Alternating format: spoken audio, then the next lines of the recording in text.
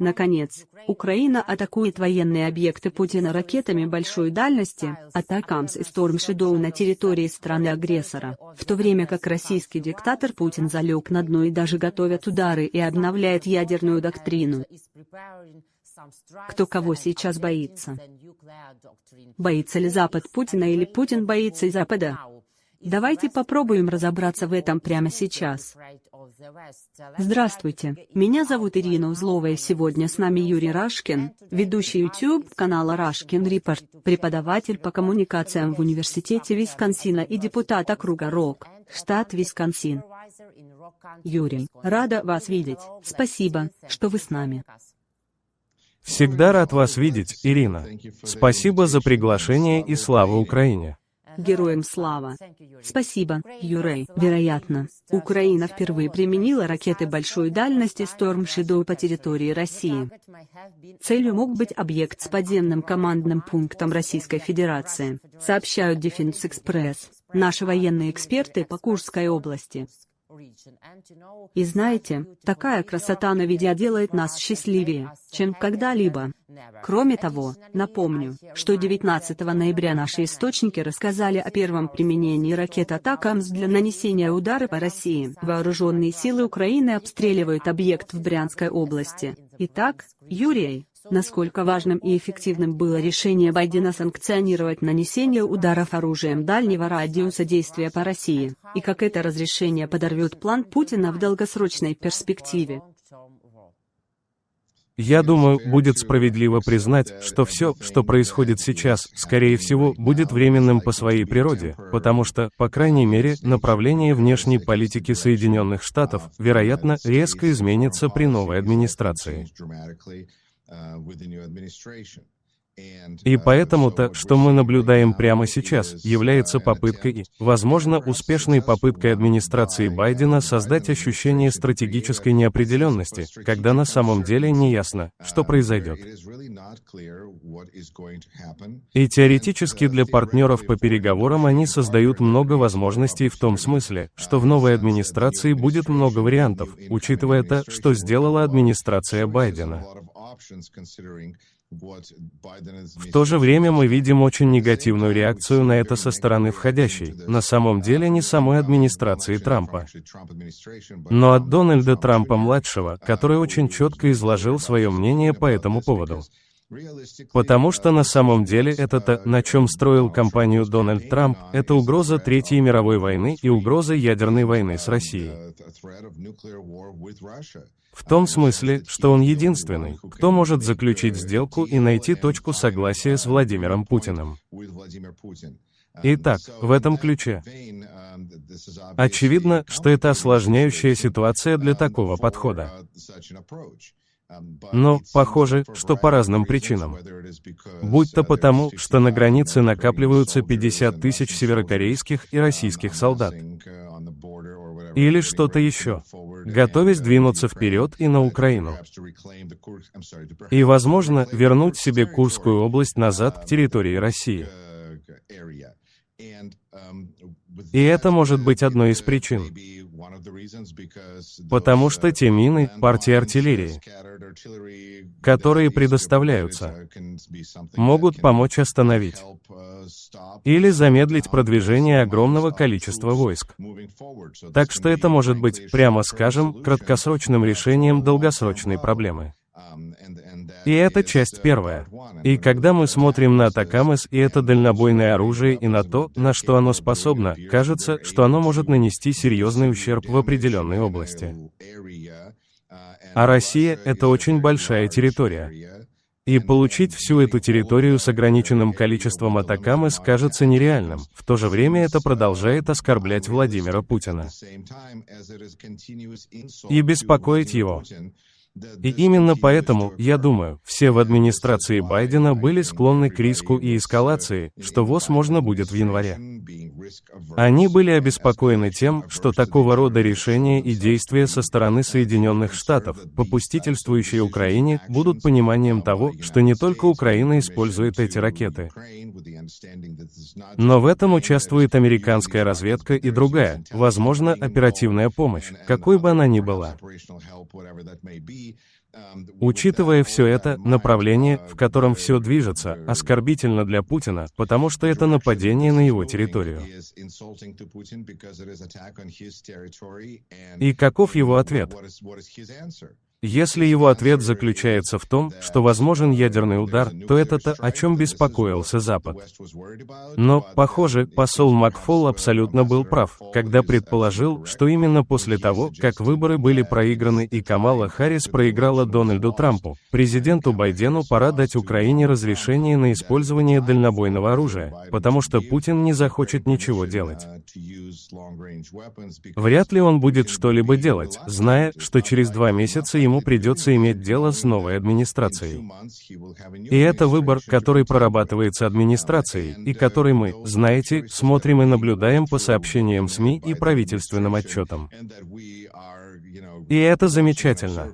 Это правительство, которое обладает прозрачностью и позволяет вам знать, что происходит, и пресса, которая позволяет вам знать, что происходит.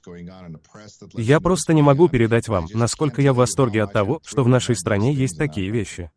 Юрий, а вы упомянули о северокорейских войсках на территории России, участвующих в войне России против Украины. То есть, на ваш взгляд, Северная Корея сейчас боится дать кремлевскому диктатору больше войск?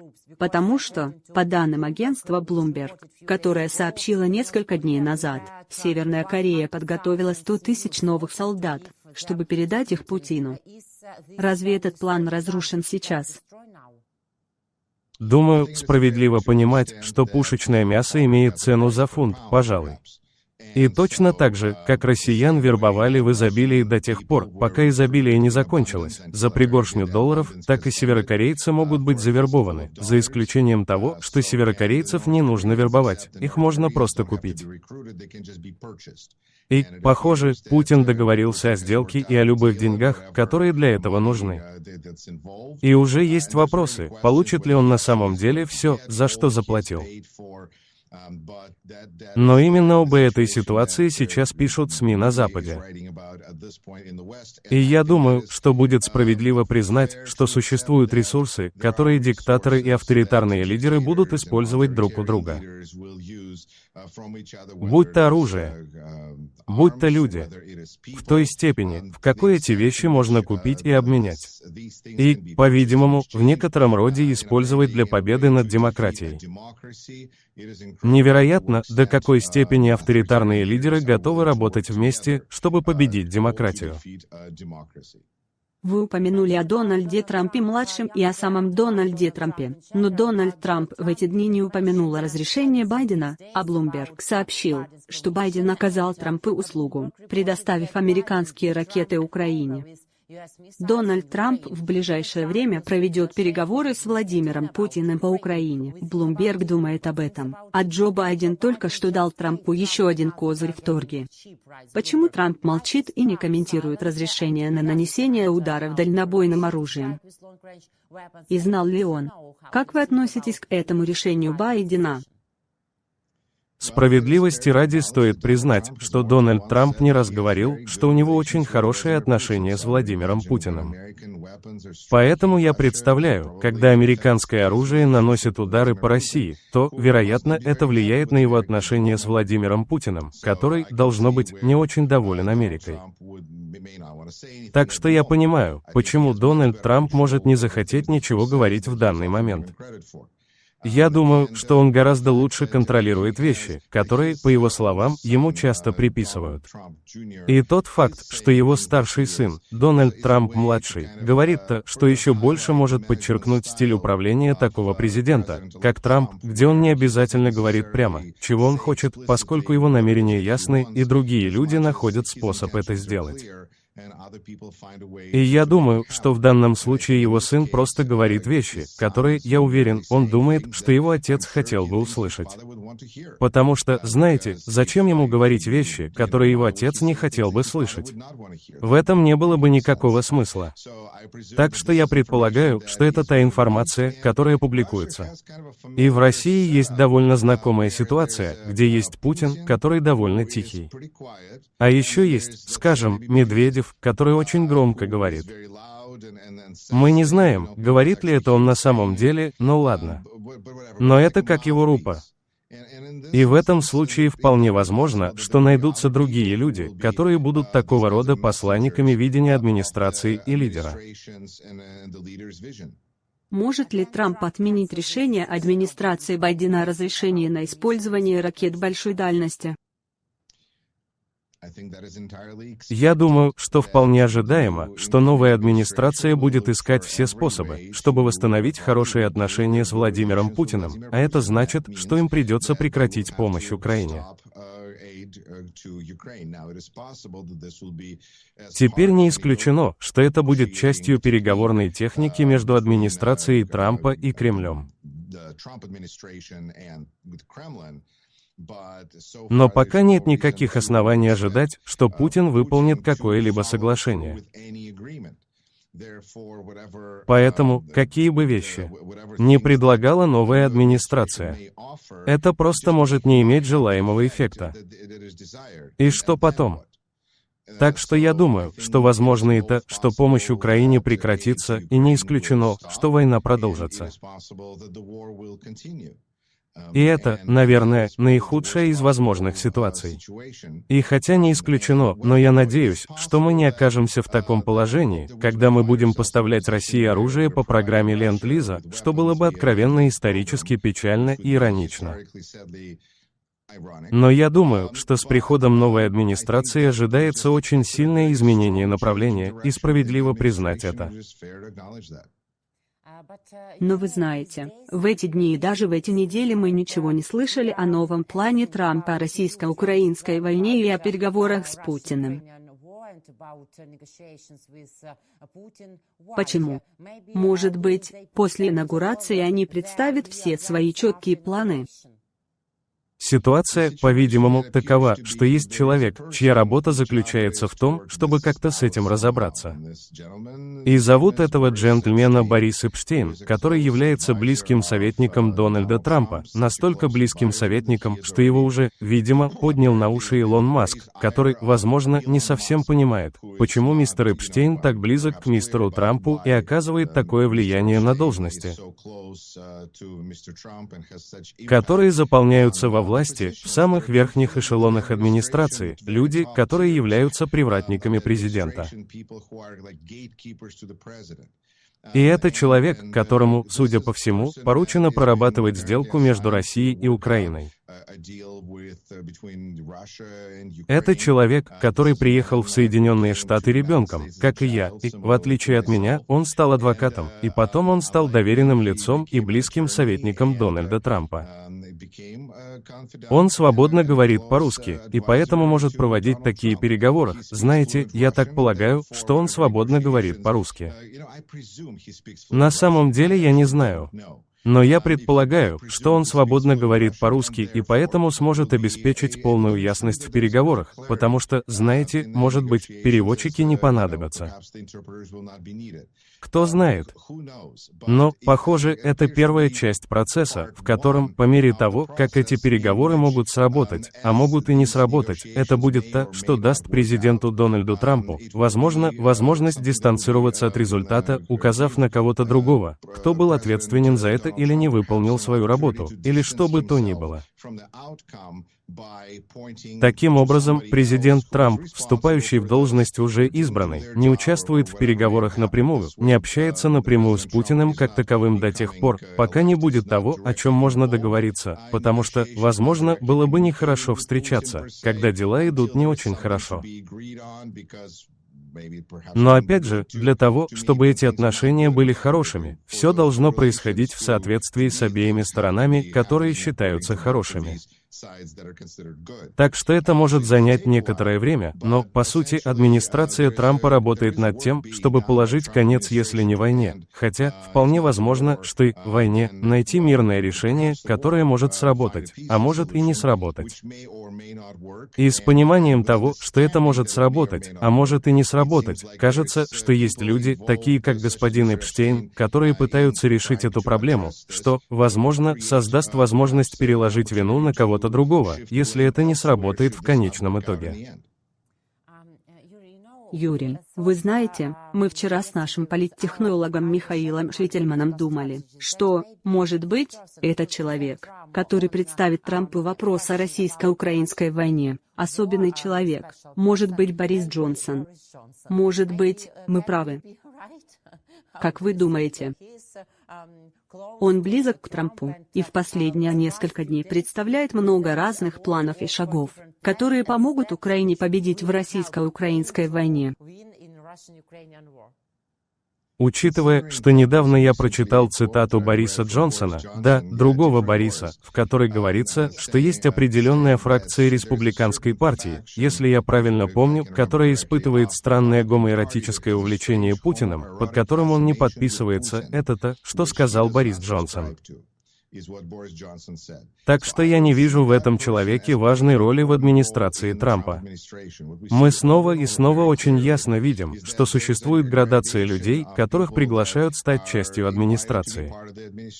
Есть определенные вещи, которые ожидаются. И поддержка Украины никак не является хорошим знаком для того, чтобы присоединиться к новой администрации. Поэтому мы видим, что Никки Хейли или Майк Помпео или кто-то еще, кто может думать, что в наших национальных интересах поддерживать Украину, и вы видите, насколько они далеки от того, чтобы быть в этой администрации. Так что я думаю, что это лишь часть того, что мы ожидаем. И это вполне возможно. Я имею в виду, как сказал президент Байден, он оставляет хорошую основу для будущего, если страна решит использовать ее или строить на ней, или что-то в этом роде. И он оставит на столе множество различных вариантов для новой администрации, как они воспользуются этим выбором, какие решения, какие приоритеты у них будут. Мы можем только переживать, но надеяться, как говорится, надеяться на лучшее, а готовиться к худшему. Итак, мы упомянули о диктаторе Путине, и мы не понимаем, почему он тоже молчит и молчит в эти дни, но мы думаем, что он боится. Но он обновил свою ядерную доктрину в сентябре, в конце сентября, а вчера он подписал этот новый проект о новой ядерной доктрине. А Нью-Йорк Таймс сообщила, что для России ядерное оружие является главной разменной монетой. Война в Украине не только разрушила миллионы жизней и потрясла Европу. Это также приучило Вашингтон использовать ядерные угрозы в качестве рычага давления. Так что действительно, Путин обновил ядерную доктрину. Насколько высоко сейчас в США оценивают риски применения Путиным ядерного оружия? По-видимому, не такие уж и высокие, потому что США решили дать Украине разрешение на использование этих атакам из дальнего радиуса действия. Я думаю, это один из способов подвести итог. Меня просто постоянно впечатляет желание Кремля следовать букве закона, который он пишет сам по мере необходимости. Так что это в соответствии с законом, который он сам создал для этого так, как он и хотел, но все в соответствии с ним. Это очень интересный подход. И это говорит об общем стремлении Путина достичь этого разделения мира на сферы влияния. Именно об этом было Ялтинское соглашение в конце Второй мировой войны. И это то, о чем Путин говорит уже более 10 лет. Это желание разделить мир на области и сферы влияния, своего рода Ялта-2. И на данный момент кажется, что единственное, что стоит между ним и этой мечтой, это 2 месяца этой администрации.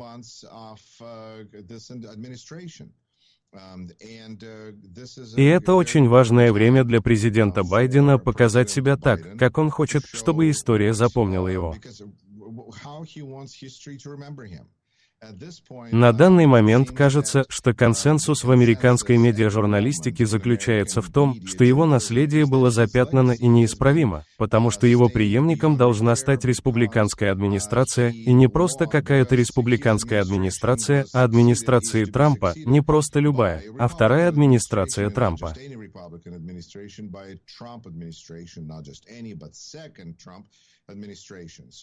То есть это говорит очень негативно о популярности вещей, которые президент Байден смог сделать, потому что его не переизбрали. Есть много вопросов и деталей, но еще есть время, которое осталось у президента Байдена.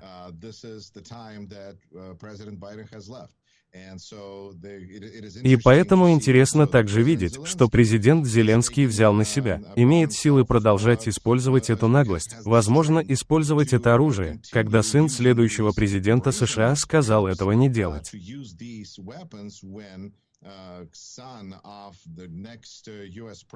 Так что, я думаю, это говорит об определенной стойкости духа со стороны президента Зеленского, которая, на мой взгляд, в очередной раз выглядит весьма впечатляюще, независимо от того, эффективна она или нет, правильна она или нет.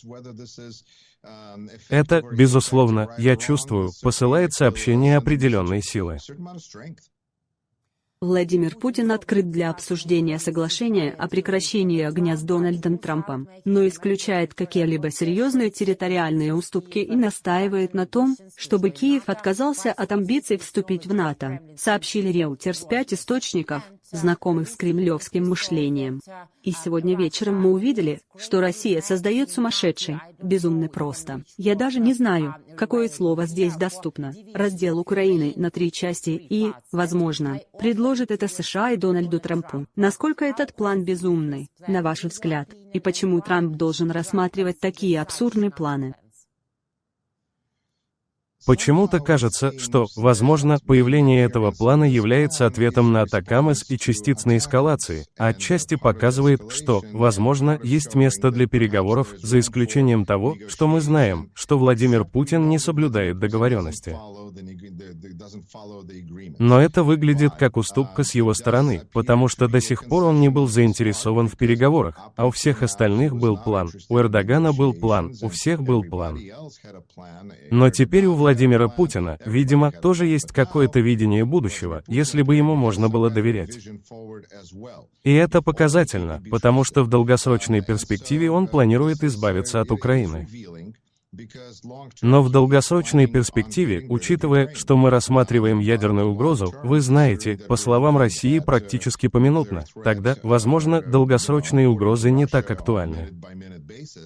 Вы знаете, американский народ потратил так много времени на спасение окружающей среды и работу по ее сохранению. Новая администрация может, знаете ли, свести на нет многие из этих усилий, и мы посмотрим, как все пойдет. Но иногда работа в долгосрочной перспективе, беспокойство о долгосрочной перспективе и забывание о краткосрочной перспективе могут иметь очень серьезные долгосрочные последствия. Юрий, посмотрим. У нас много вопросов и проблем, которые мы обсудим в наших будущих беседах. Благодарю вас. Спасибо за нашу беседу. Увидимся. Берегите себя. До встречи. И вы берегитесь. Спасибо, Ирина. С нами был Юрий Рашкин, ведущий YouTube-канала Rashkin Report, преподаватель по коммуникациям в Университете Висконсина. Я, Ирина Узлова. Спасибо за просмотр. Подписывайтесь на наши YouTube-каналы, пожалуйста, и сохраняйте спокойствие по всем вопросам. Мы обсудим их в следующий раз. До встречи.